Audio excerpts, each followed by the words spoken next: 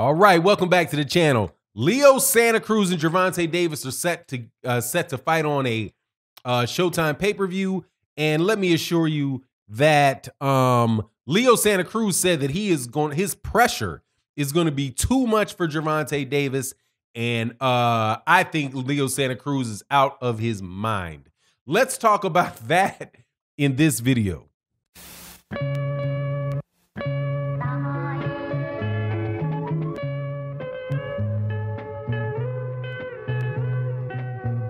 All right, welcome back to the channel. So we have a interesting pay-per-view, one that I'm going to pay for, in Gervonta Davis versus Leo Santa Cruz. Is going to be coming up in the next few months.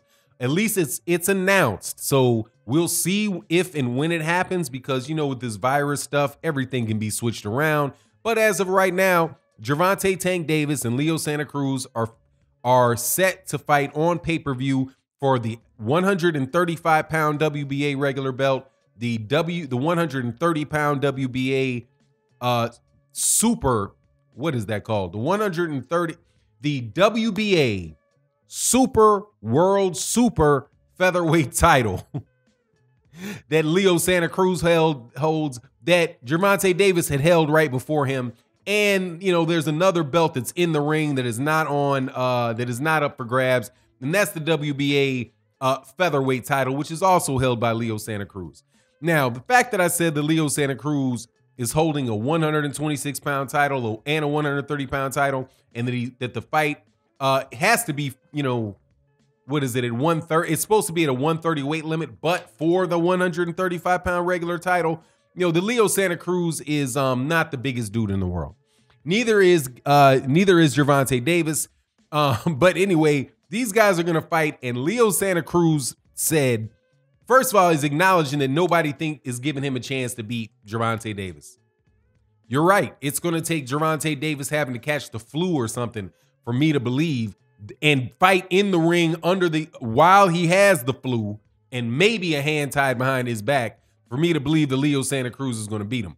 But Leo Santa Cruz, when he talks about how it is that he is going to beat Gervonta Davis, are you nuts?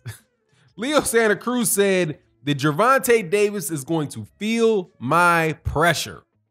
So for people that are not familiar with the sport of boxing, pressure means that you are going to come forward at Gervonta Davis, and you are going to make Gervonta Davis fight you. So there's not going to be a lot of sticking and moving and outboxing from Leo Santa Cruz.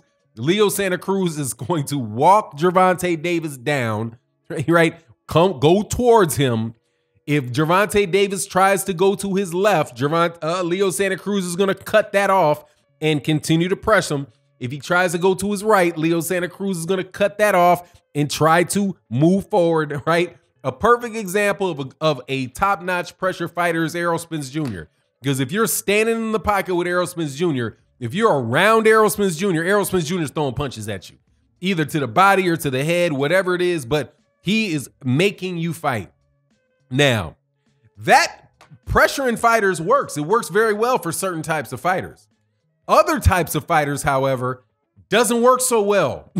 Doesn't work so well. And one of the type of guys that, you know, one of the situations where pressure might not work that well is where you're fighting a guy that loves for people to come at him, love for people to throw shots at him, so that he can duck the shot, come up from underneath it, and hit you with gigantic left hooks, straight lefts and left hook from the southpaw position. Leo Santa Cruz tries to press. If Leo Santa Cruz tries to press Gervonta Davis, I think what we're going to be looking at is I think we're going to look at is maybe like a third, fourth round. If he fights from the outside, now Leo Santa Cruz probably does have the ability to box from the outside. And I'm hoping for Leo Santa Cruz's sake that that's what he's going to do, right? That what he's going to do is he's going to keep his hands at home against Gervonta Davis, right? Except for maybe, you know, like a lead jab, which quite honestly is going to be a little bit more difficult for him to get off. against Gervonta Davis because Gervonta Davis is a southpaw. So Gervonta Davis has his lead hand out in front with the jab, able to parry and block the jab of Leo Santa Cruz. But, you know, outside of him doing that, I just can't see how this dude is going to have a shot in this. I don't see how the dude is going to have a shot in the fight trying to fight Gervonta Davis coming forward. It just, to me, it doesn't make sense because Gervonta Davis is a terrific counterpuncher. And if you look at the people that have actually had a degree of success with Gervonta Davis, and there has not been a lot.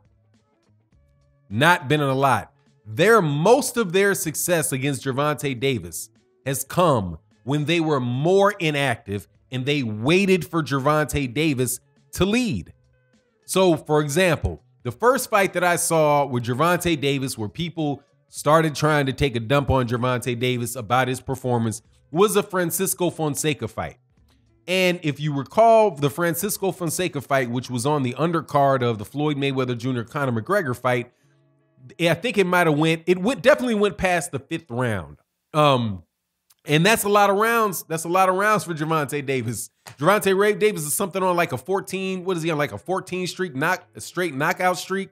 So, you know, you get into the 5th, 6th round against Gervonta Davis is, you know, hey man, I guess that's a bit of an accomplishment, right? So anyway, Francisco Fonseca got that. He got that far in the fight because he was not taking a lead. He would stand at a distance from Gervonta Davis. He might be feinting with his heads. He might have, you know, throw some feints or whatever, trying to get Gervonta Davis to react and trying to slow down the fight with Gervonta Davis. And he did that successfully. He slowed Gervonta Davis down. Then Gervonta Davis, when it got like Gervonta Davis got a little bit frustrated, Gervonta started, you know, doing things that were really like not out of character, but they were like big movements, exaggerated movements in order to try to, you know, what's the word I'm looking for?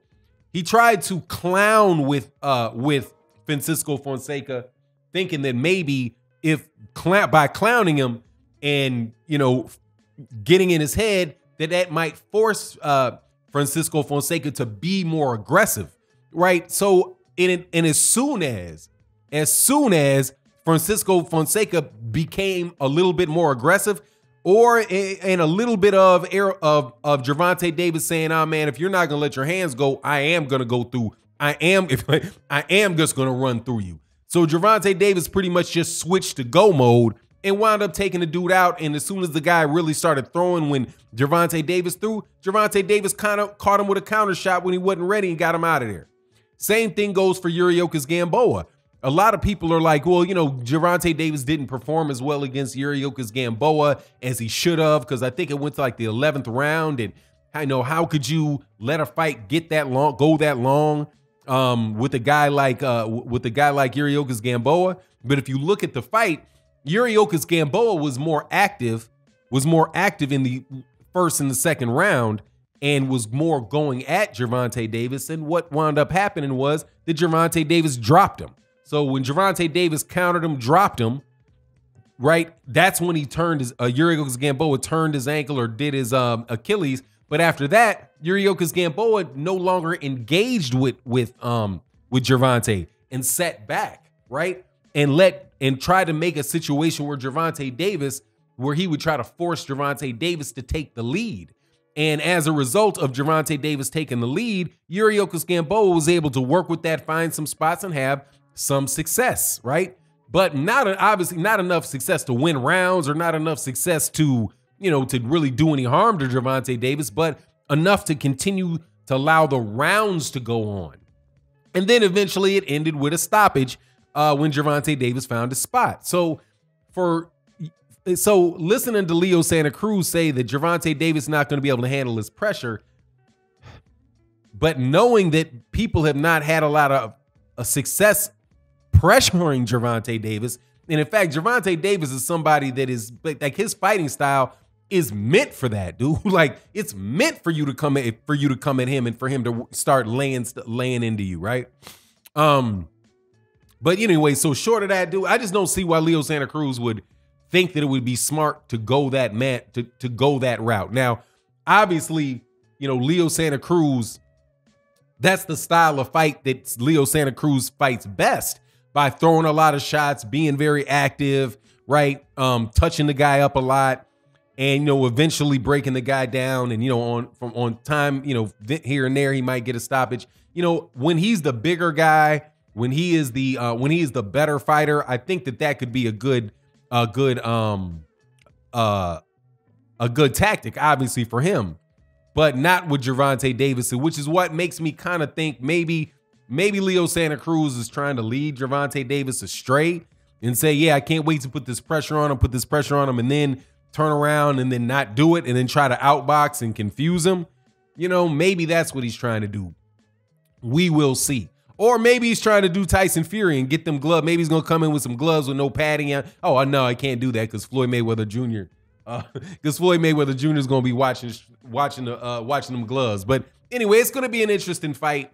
We're going to try an interesting fight. I'm excited to see Gervonta Davis get in the ring. I think that this is going to be a good big name win for Gervonta Davis. But Leo Santa Cruz is, unless I'm, very, very wrong, dude just looks like a lamb being led to the slaughter, man. And the more he pressures, the quicker that lamb is going to get ate, and the more he pressures, the faster that lamb is going to wind up on the dinner table. That's my opinion. Anyway, it is what it is. You let me know what you think in the comment section. With that, I'm out. Peace.